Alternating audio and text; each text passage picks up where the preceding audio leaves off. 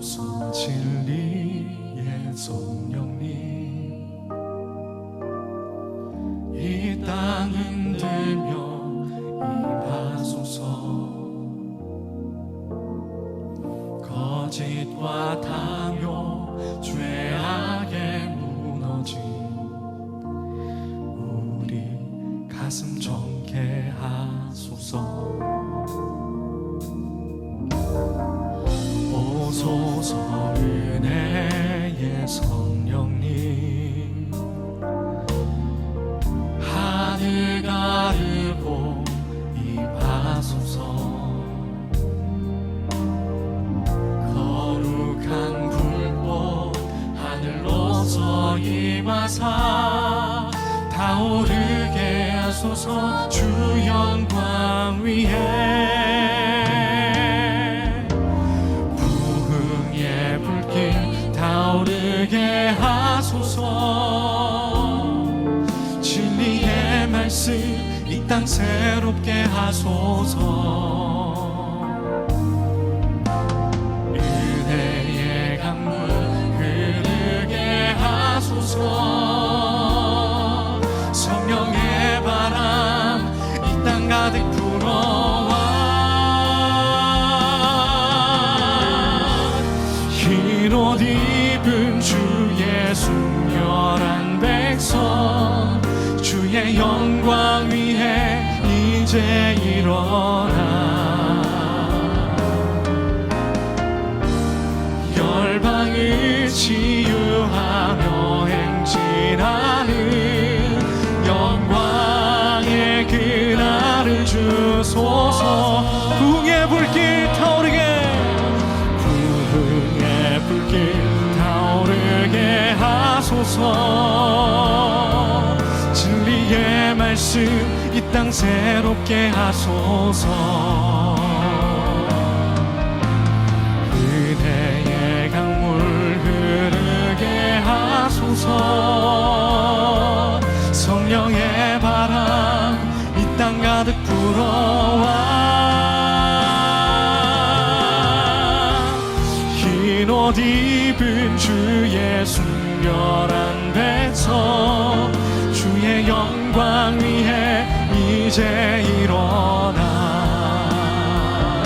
우리 다시 한번 찬양할 때 기도할 분 기도하시면서 찬양할 분 찬양하시면서 계속 나가기를 원합니다. 주님이 예배 가운데에 주님의 뜨거운 성령의 임재가 있는 예배되게 인도하옵소서. 우리 잠깐 기도하겠습니다. 주 하나님 감사합니다. 하나님 예배 가운데에 주님의 부흥의 불길 성령의 불길 임하게 하여 주시고 주님 진리의 말씀이 우리의 마음을 새롭게 하는 귀한 예배되게 하여 주시며 특별히 하나님의 온라인으로 하는 진행되는 이 변화산 기간 동안 주님 우리에게 기대하는 마음 주셔서 성령의 바람이 이 땅 가득 치유하고 이 땅 가득 우리를 행진하게 할 주님 그 영을 우리가 바라며 나가게 하여 주옵소서.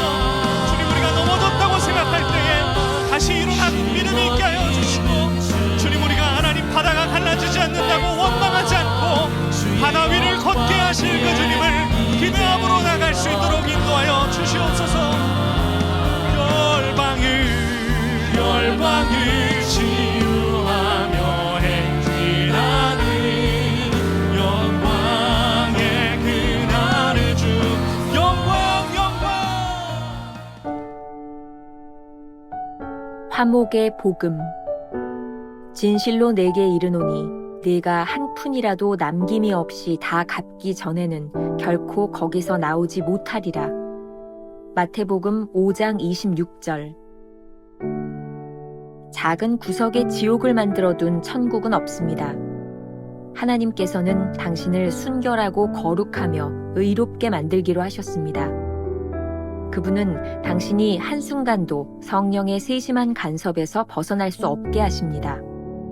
그분은 성령께서 당신에게 죄를 알려주실 때 당장 심판을 받도록 재촉하십니다. 그러나 당신은 끝까지 저항합니다.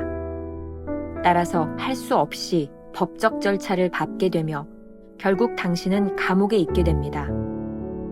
당신은 이제 모든 것을 하나도 남김없이 다 갚아야만 그 감옥에서 나올 수 있습니다. 정말로 하나님은 자비가 있으시고 사랑이 있으시단 말인가? 라고 당신은 말합니다. 그러나 하나님의 편에서 보면 이것은 영광스러운 사랑의 사역입니다. 하나님께서는 당신을 순결하고 흠 없고 깨끗하게 하실 것이기 때문입니다. 이를 위해 하나님께서는 당신이 그동안 보여왔던 죄성을 깨닫기를 원하십니다. 그 죄성은 바로 자기 주장입니다. 당신이 하나님께서 그 죄성을 고쳐주시기를 간절히 원한다면 그분의 재창조의 역사가 시작될 것입니다. 그 후 당신은 하나님과 이웃과 바른 관계를 맺게 될 것입니다. 주님은 당신이 바른 길로 걸을 수 있도록 우주의 모든 방법을 다 동원하실 것입니다.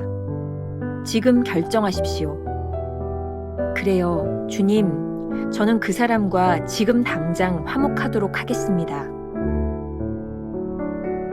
주 예수 그리스도의 화목의 복음은 의지와 양심을 위한 것이지 머리를 위한 것이 아닙니다. 만일 우리가 우리의 머리로 산상수훈에 대해 따진다면 우리는 이미 마음속에서 외치는 주님의 메시지를 망쳐놓는 것입니다. 나는 왜 하나님과 동행하지 못하는 것일까? 그렇다면 당신이 하나님의 입장에서 볼 때 모든 빚을 청산했는지 질문해 보십시오. 언젠가 하게 되겠지 라고 생각하지 말고 꼭 해야 하는 일이라면 지금 당장 하십시오. 모든 도덕적 요구에는 반드시 순종이라는 요소가 있습니다. 김병삼 목사의 매일 만나 365, 오늘은 7월 1일 화목의 복음이라고 하는 제목으로 말씀을 나누어 보겠습니다. 피할 수 없는 형벌을 주시는 이유. 오늘 묵상은 지난 이틀 동안 우리가 나누었던 내용의 결론입니다. 주님께서 우리를 훈련시키시고 올바른 방향으로 인도하시는 일이 가능한 것은 기질의 변화로부터 옵니다. 문제는 우리 속에 있는 죄를 어떻게 해결할 것이냐라는 것이죠. 챔버스는 오늘 묵상에서 아주 재미있는 표현을 사용하고 있습니다. 작은 구석에 지옥을 만들어놓은 천국은 없습니다. 하나님께서는 당신을 순결하고 거룩하며 의롭게 만들기로 하셨습니다. 이러한 표현은 챔버스의 신앙을 단적으로 보여주는 내용인 것 같습니다. 그는 순종의 문제에서 절대로 타협하지 않았습니다. 하나님의 말씀을 따라 사는 것은 선택의 여지가 있거나 일부분을 제외하고 따를 수 있는 것이 아닙니다. 너무 잔인하고 혹독하게 느껴질지 모르지만 이것이 영생의 문제라면 이해가 될 것입니다. 하나님은 우리를 적당한 제자로 부르신 것이 아닙니다. 온전한 크리스천이 되기를 원하십니다. 그렇기 때문에 어제 묵상에서는 우리가 지금 당장 화해해야 한다는 말씀을 나눴습니다. 구석에 작은 지옥을 만들어놓은 천국은 없습니다. 오늘 묵상의 원문 제목은 피할 수 없는 형벌, 영어로 The Inevitable Penalty라고 되어 있습니다. 오늘 묵상을 전체적으로 이해하는데 사실은 이 원문의 제목이 가장 적절하다는 생각이 듭니다. 하나님께서 우리를 택하셨을 때부터 우리는 성령님의 세심한 간섭에서 벗어날 수 없습니다. 성령의 간섭은 필연적으로 우리 속에 있는 죄를 보게 하시고 깨닫게 하십니다. 그때 우리는 피할 수 없는 형벌을 경험하게 됩니다. 성령님의 역사는 우리로 하여금 바로 그 죄에 대해 심판받도록 내적으로 우리를 재촉하기 때문입니다. 그런데 우리가 그 심판을 저항하는 게 문제인 거죠. 가만히 생각해 보면 하나님은 참 무자비하신 분이 아닌가라는 생각이 들기도 합니다. 우리의 모든 죄를 다 갚아야 한다니 말입니다. 하지만 하나님의 목적은 우리를 피할 수 없는 형벌의 감옥에 가두는 데 있지 않습니다. 우리 속에 있는 죄성이 무엇인지를 철저하게 깨닫게 하는 데 있습니다. 그러면 이 죄란 무엇일까요? 챔버스는 이렇게 말합니다. 그 죄성은 바로 자기 주장입니다.